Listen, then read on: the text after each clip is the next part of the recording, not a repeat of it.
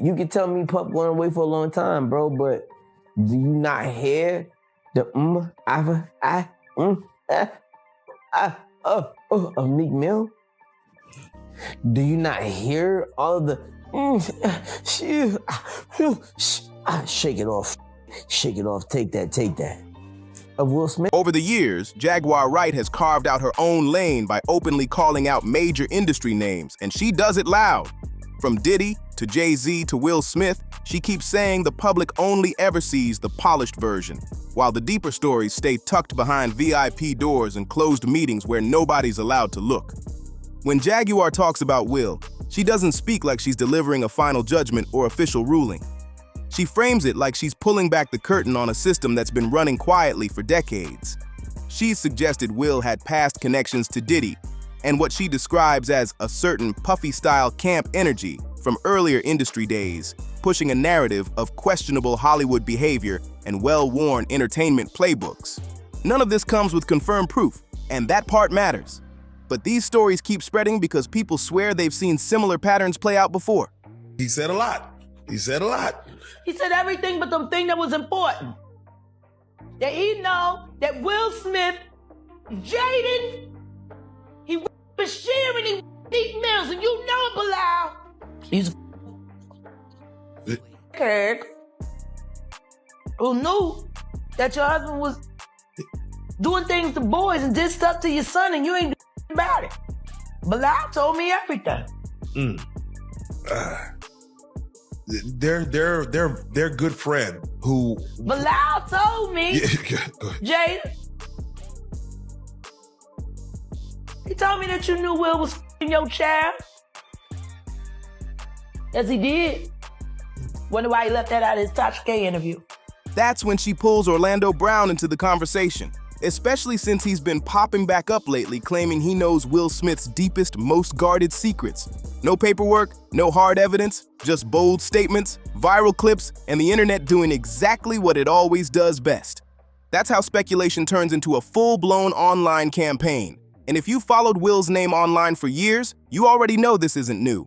His personal life has been internet fuel forever. Private choices, relationship chatter, unnamed insiders, street talk, family tension, emotional pressure, industry expectations, it all gets mixed together and presented like facts even when it's clearly not. That's where things get risky, because once a narrative gains traction, it doesn't need confirmation to keep rolling. It just needs momentum. And Will isn't the only name floating around either. Names like Briar Gray and Justin Bieber get dragged into the same conversations, usually tied to larger discussions about exploitative environments and how entertainment systems can blur boundaries. Not as confirmed stories, but as examples people bring up when talking about power, influence, and what happens when young talent becomes an asset instead of a human being. Jaguar also brings Jada into the picture, claiming she understood certain industry dynamics, and she even mentions names like Meek Mill, painting a larger image where Hollywood circles protect their own and everyone plays their position. That's the angle she keeps pushing. This is how the game moves. This is why people stay silent. This is why stories never come out clean or straightforward. And when the conversation shifts back to Bryce or Gray, people point out how his public image suddenly changed direction. If you followed his online journey, you know exactly what they're talking about. His pages started posting content aimed at a very specific audience, and the shift was so sharp, people didn't know whether to scroll past it or watch closer. Rumors also suggest he didn't always live that way. At one point, he was married, and some insiders claim he thought settling down might calm the inner tension he was dealing with. The idea was simple, at least on paper. Lock in, build a regular life, tune out the noise, and move low-key. But the way this story gets told online, that plan didn't stick. People claim the pressure inside the marriage kept stacking up, and eventually it spilled into a very public situation that had everyone watching and judging hard. Some online voices even push it further, hinting at serious household tension. But let's be clear, that's not confirmed fact. That's how certain corners of the internet frame it. Still, commentators say that fallout marked a major shift in how he started moving publicly. And once that shift happened, the internet did what it always does best. It started connecting dots that may not even belong together. He tried to kiss me in the Have you ever kissed your son on Thai television before? You're not. I can kiss Can my you kiss your son. son on Thai I television? can kiss my son. Jaden, come on. Are you okay? Are you okay? Oh my God, this is ridiculous. Dude, come on.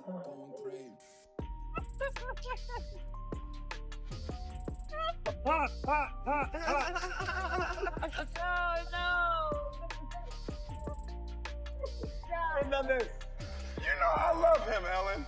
I love him.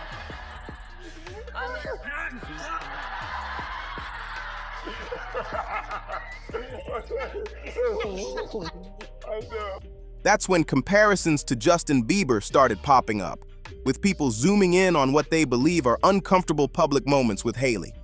Not proven mistreatment, not verified incidents, just speculation driven by body language breakdowns and freeze-frame energy analysis. Clips get replayed over and over until the vibe becomes the headline. A few months back, a short club video of Justin made the rounds nonstop. Some blamed the party setting, some blamed exhaustion, but plenty of viewers treated it like another so-called sign that things might not be smooth behind the scenes. Once that narrative catches, it doesn't loosen its grip. According to Jaguar, decisions made early in Justin's career added pressure, and she claims he was placed under Will Smith's guidance, calling it a serious misstep. Important reminder though, those are opinions, not verified facts, no matter how confidently they're repeated. But once those conversations start traveling, they pull people right back to older public moments involving Will and his son. When folks think they've spotted a pattern, they rewind everything. One moment that keeps resurfacing is a 2013 interview during the After Earth promo run, where viewers describe the on-camera energy as awkward and tense. Jaden, who was underage at the time, appeared visibly uncomfortable to some viewers, and critics later debated whether the moment crossed a line. To be fair, that footage has been discussed for years with no official findings of wrongdoing. Still, it keeps resurfacing because critics argue it shows how unclear boundaries in Hollywood can spark long-lasting controversy. A sick woman that's searching for something, but has a man behind her that's complicit in all her acts because she's holding things over Will's head, so Will feel he has to be complicit. What type of things is she holding over Will's head? Like, from the time you met Will was straight, right? As far as I know, yes. As far as you know. Yes. Heterosexual. Yes, Okay. he ran through a lot of beautiful women in film. Okay. Beautiful, So absolutely. you was around when he met his first wife? Yes, well, I didn't live in LA, but I met Cherie because I would come to California quite often. And when I would come to I met Cherie. So yeah, I was around before they had Trey and everything, and she would be hanging, around at the Fresh Prince of Bel-Air set. Okay.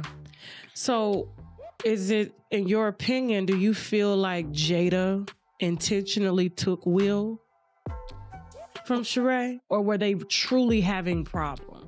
Well, of course they were having problems, but once again, Jada was the woman that everybody wanted, and Will needed that validation to have that type of woman. Although Cherie was beautiful. Yeah, she's beautiful. Yeah. But Cherie wasn't doing no movies.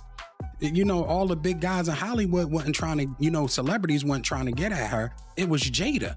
So Will was like, oh, I got to have that. Back then, a lot of fans said Will Smith's overly affectionate behavior toward his son felt uncomfortable to them, and that reaction never really faded. Even years later, it keeps resurfacing. Every time the clip pops back up, the conversation flares again, because once the internet decides something looks off, it never fully lets it go. That's when an old interview stops being treated like context and starts getting used like proof. Oh, wow.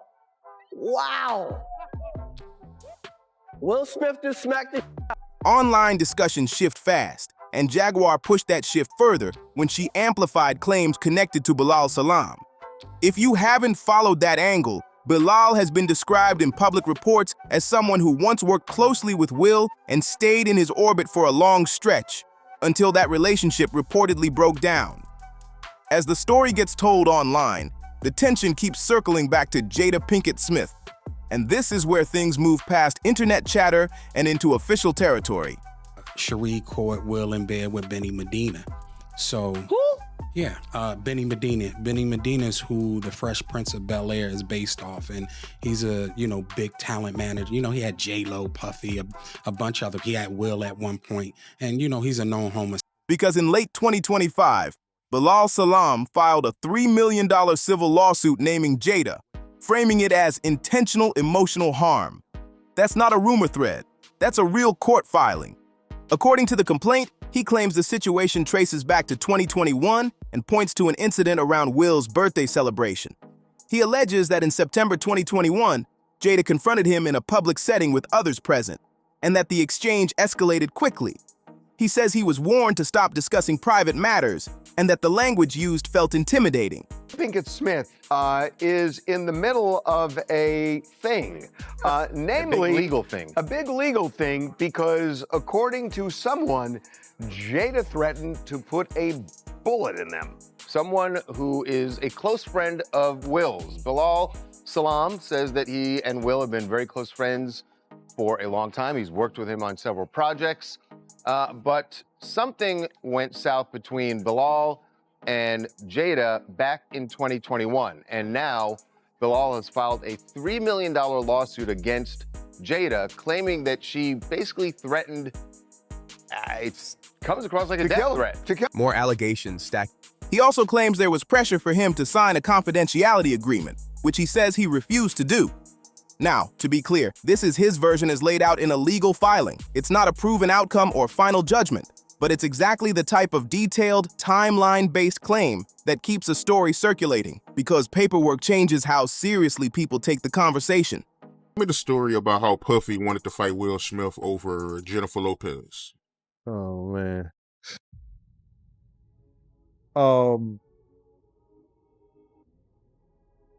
We were at a birthday party that I think either Matt Damien was giving for Ben Affleck. It was just a little gathering. It was at the Four Seasons.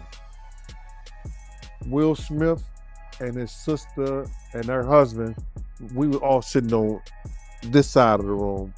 Matt Damien, Ben Affleck, Jennifer Lopez, Puff, Will Smith, and Jada, and it was sitting on the other side of the room. So I know Puff so well that he stood up. When he stood up, he walked and did his arm some kind of way, and then he went like this, like that. I went over towards him. I know to go over there towards him. So I go over towards him, and he said to me, he said, "Yo, I think Will and Jada is trying to scoop up Jennifer. I want you to stay close, because I'm gonna snuff him." Then he jumps ahead to 2022, right after the Oscars moment involving Will Smith and Chris Rock that shocked the entire world. According to Bilal, everything behind the scenes shifted fast after that night, and nothing felt the same anymore. He claims he was asked to help with a public image cleanup for the Smith family, but says he refused because, in his view, the request crossed legal, ethical, and moral lines.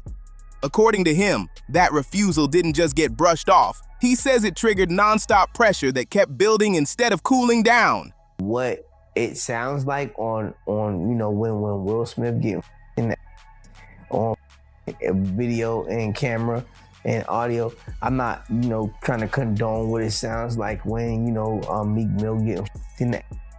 You know what I'm saying? On camera, on video. I'm not trying to get, all in between the business of, Reginald Bill Johnson getting in that. And all that other shit, But what I'm talking about is some real gangster shit and some real G is, you wanted that dick in your You wanted that dick in your ass. You wanted that extra $1 million or whatever the case may be, and you can't blame the person that gave it to you. And that's Puff. Puff like the.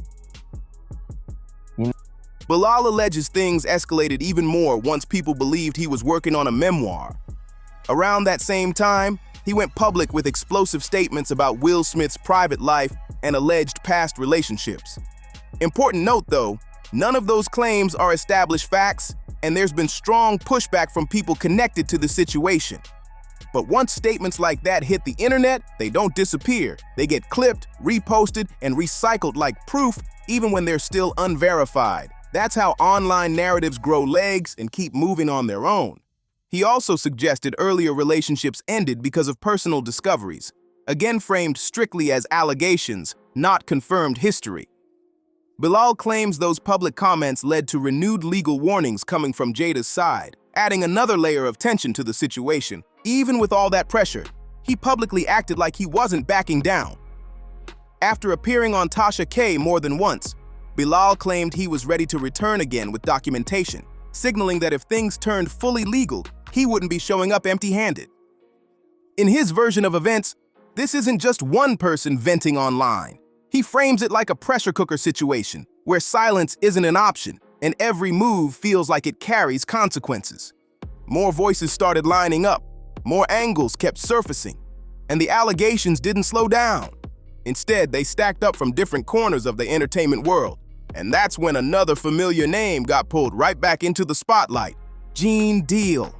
Diddy's former bodyguard has made waves through interviews where he claims Sean Diddy Combs and Will Smith often cross paths in the same party circles, environments he describes as wild, over the top, and loosely managed. He doesn't present it like official records or documented proof.